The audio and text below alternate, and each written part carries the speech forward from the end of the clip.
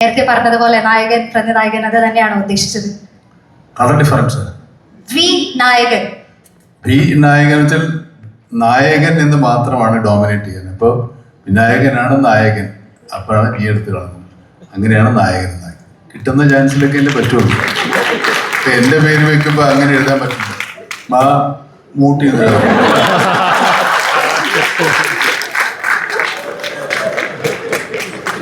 അങ്ങനെ പറ്റില്ല. അപ്പൊ അതാണ് അങ്ങനെ വിനായകനായതുകൊണ്ട് മാത്രമാണ് നടക്കുന്നത്.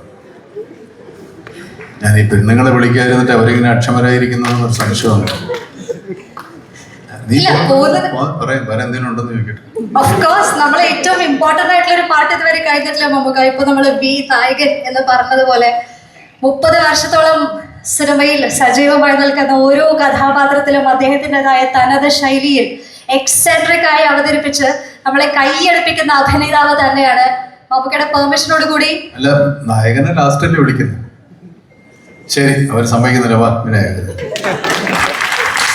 മികച്ച കൈയ്യടി നൽകി തന്നെ നമുക്ക് വേദിയിലേക്ക് സ്വാഗതം ചെയ്യാം. Ladies and gentlemen, the one performer who we always get mesmerized about, Vinayakan on the floor. അറിയാലോ.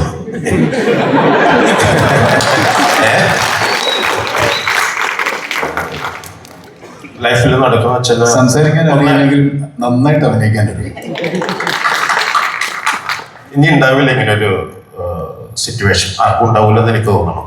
അത്ര ഭാഗ്യമുള്ളവനായ വിനായകൻ. സന്തോഷം.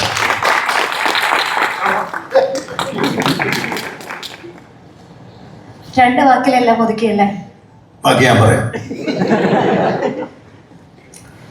ഈ ക്ലാസ്സിൽ കുസൃതി കാണിക്കുന്ന ഒത്തിരി കുട്ടികളുണ്ടാവും. പക്ഷേ കുസൃതി കാണിക്കുന്നവരോട് നമുക്കൊരു വാത്സല്യം തോന്നും. അങ്ങനത്തെ ഒരു കുസൃതിക്കാരനാണ് വിനായകൻ. വിനായകൻ ഒരുപാട് കുസൃതികൾ കാണിക്കുമെങ്കിലും ഒരു വാത്സല്യം നമുക്ക് എല്ലാവർക്കും ഇയാളുടെ സിനിമ കാണുമ്പോൾ തോന്നിപ്പോകും.